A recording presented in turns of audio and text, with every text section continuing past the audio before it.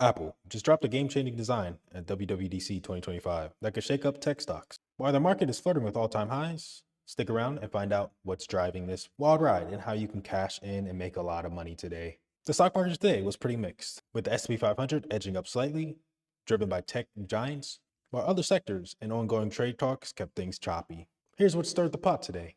So, US China trade talks. Investors were glued to the second day of trade negotiations in London between US and Chinese officials. The hope for progress is resolving the trade dispute, which has been rattling markets all year, gave a slight boost to sentiment. However, uncertainty lingers as the 90-day trade negotiation window nears its end, keeping volatility in check. So, some economic data. So, the market was digesting recent economic reports like the May job data from last week 139,000 jobs added, slightly above expectations. A softer than expected ADP, private payrolls, 37,000 jobs versus 114,000 expected. These mixed signals raise questions about Federal Reserve rate cuts, with expectations for July cut dropping to 16% from 28%. Rising Treasury yields, so the 10-year is at 4.5%, also put pressure on valuations. If you guys want to bring your trading to the next level, I made this option course PDF to teach you guys everything you guys need to know about option plays, get you guys profitable within a day, and you guys will make your money back. So sector rotation. Tech and energy sectors outperformed while financials lagged. The rotation reflects cautious growth in stocks, but wariness about banks amid trade and economic uncertainty. Here's a look at some notable stocks that moved today based on early trading data and market reports. So first off, Amazon rose over 1%, helping lift the S&P 500. Its strength in cloud services and e-commerce continues to drive gains, especially as investors bet on tech amid trade talk optimism. They also actively have robots currently delivering just form, and honestly, they are called the robots. They currently got named the robots and AI leaders. Keep that in mind overall for Amazon. We'll get to some supports and resistance a little bit later in the video. Next one is going to be Alphabet, Google. So also up more than 1%, contributing to the S&P 500 slight gain. Its cloud division and AI exposure make it a favorable in tech rally. Trading at 28% discount to fair value as of May 30th. It's seen as undervalued right now. Next one is going to be Tesla. After all the beef and stuff like that, it finally rebounded in pre-market trading after a rough patch, down almost 19% on June 5th amid the Trump and Musk tensions. The launch of the robotaxi sparked some optimism. So the stock remains really volatile due to the trade tariffs concerns and Elon Musk's public spat with Trump. And we also seen the first robotaxi in Austin, Texas. Next up, we're going to be talking about steel stocks. So we got Cleveland-Cliffs, CLF, and we also have Nucor, NUE, still riding high from Trump's June 4th tariff hike on steel imports to 50%.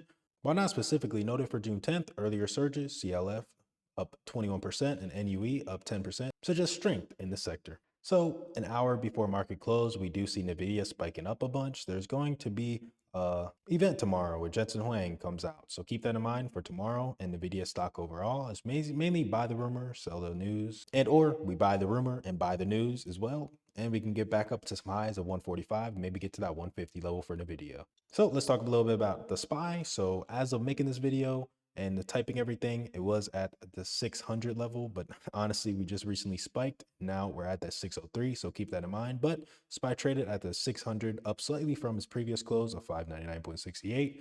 It hit an intraday high of 602.6, and now we're currently at 602.9. So honestly, trading pretty high. It is reflecting some cautious optimism, but staying below its year high of 613.23. The index mixed performance mirrors the tug of war between tech giants and broader uncertainties. So for the broader market overall, the S&P 500 closed near 6,000, with futures pointing to a slightly higher open, signaling a potential test of its all-time high, 6,100. Soon, if trade talks don't sour, tech-heavy NASDAQ gained traction while the Dow lagged. Weighed down by weaker sectors like financials, the market resilience stems from strong Q1 earnings. S&P 500's profits up 12.5% year over year, and hopes for tariff relief. But risk with the inflation data like the CPI, PPI, which is going to be coming out June 11th and June 12th, and treasury auctions could shake things up. So keep that in mind overall. So some news on the side might not move the market, but it can kind of determine the Fed rate cuts maybe, because I mean, he's even pushing for it too. But Besant, the US Treasury, to be next contender for Fed chair, and Donald Trump is going to be announcing the next Fed chair that replaces Jerome. So keep that in mind overall. This might move the markets a little bit. So now let's go in more detail about the Apple WWDC event and everything that happened, because I want to go in depth and kind of tell you guys what all's going on. So the liquid glass design overhaul. Apple dropped a major visual refresh called Liquid Glass across all its platforms. It's going to be called iOS 26, iPadOS 26, and macOS Tahoe, watchOS 26, and tvOS 26, and visionOS 26. It's going to have glassy icons, dynamic widgets, and a cohesive Visual Pro inspired aesthetic. It's their biggest design shakeup since iOS 7, with rounded buttons, floating menus, and a pill-shaped navigation bar for apps. Some folks love the sleekness, but others worry about readability. New naming convention, so the Apple ditched version numbers for year-based systems. So instead of iOS 19, it's going to be iOS 26. So basically year by year. And some for others, except macOS, which is Tahoe. This move aims to unify branding and avoid confusion overall. Some highlight. So phone app upgrade. So kind of copying off Google, but Hold Assist mutes hold music and alerts you when someone's back, like Google's Hold for Me. Call screening makes callers leave a message before ringing through. Messages app so now supports polls, custom chat backgrounds, and Apple Cache and group chats. They also upgraded the spam filtering, so it basically just got smarter.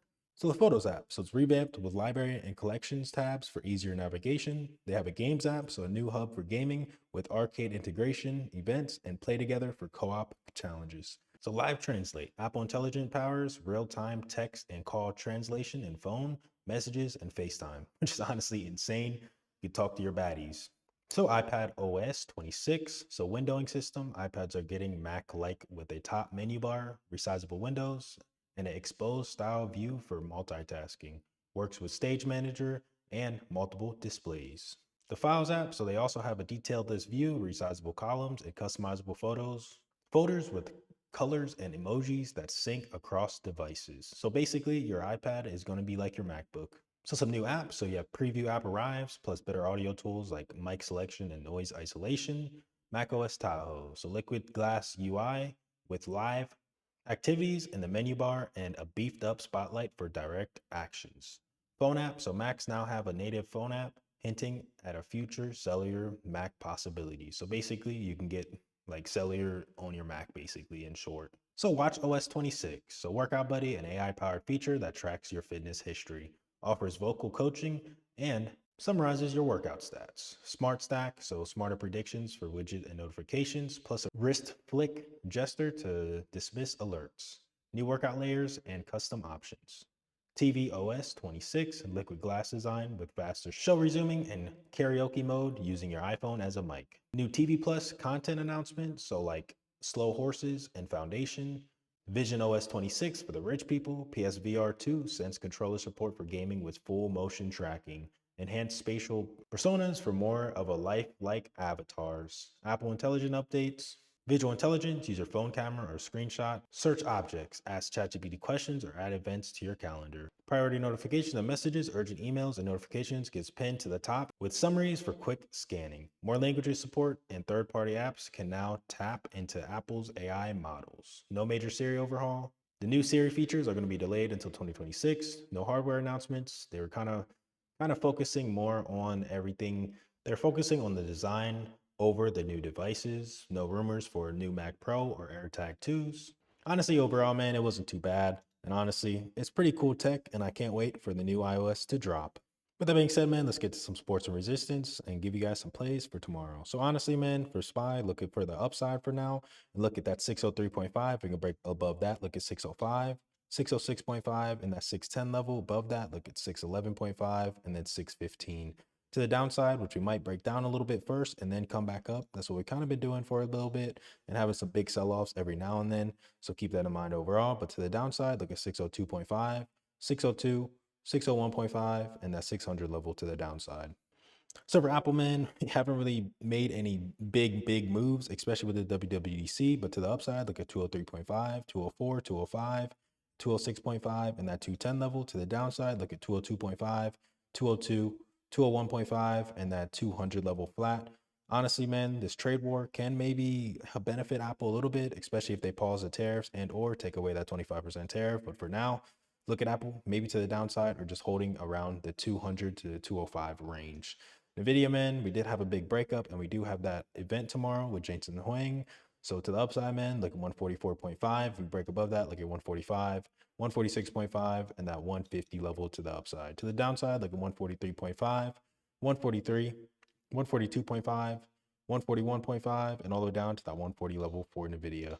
Google, man, we did have a big breakup today, but we were starting to sell off, looking a little bit more bearish, and we do have a big sell off right now.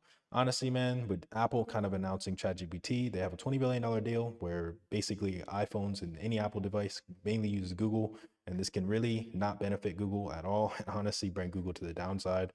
But it's not really fully announced yet, but honestly, them coming out with, using ChatGPT more often and basically using Google less, it can bring Google stock down.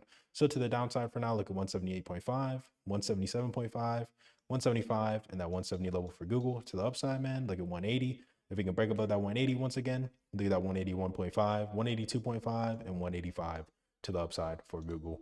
Tesla, man, we have been breaking up and honestly just been consistently bullish. We do have some decent levels to watch, and we did break past that 323 level, but next level to watch is going to be that 330. If we can break above that 330, look at 335, 340, and all the way up to that 350 level. And honestly, once we break above that 350, we might be bullish overall. But to the downside, if some more beef comes out or just some bad news comes out, you can break below that 325, which we're currently on right now. Look at that 320, 315, and 310 to the downside for Tesla overall. Palantir, man, honestly, we have been breaking up a little bit more, but look at the highs of 135. Past that, look at 140, 145, and 150.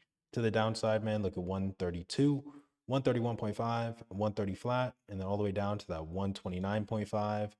And then especially below that, 127.5 and 125 for Palantir overall. Bitcoin has been moving pretty strong. And honestly, man, we did make a fat breakup. So honestly, if we can break above that 110, 110.5, look for that like 111, 112, 115. A lot of people are pretty bullish on Bitcoin overall. So some stocks to watch is going to be MSTR, Coinbase, and IBIT. And I do recommend playing these based on how Bitcoin is moving, and you can make a lot of money, especially imagine you bought a call option at that 61.5 level and then bought it all the way up now. That's over $1 in the money already, and you can make a lot of money off these plays. And honestly, man, they're relatively cheap. So I do recommend looking at IBIT if you guys want to make some money off Bitcoin overall. But man, with that being said, man, thanks for watching the video. Smash the like button, subscribe if you guys are new, and I'll see you guys in the next one. Peace out.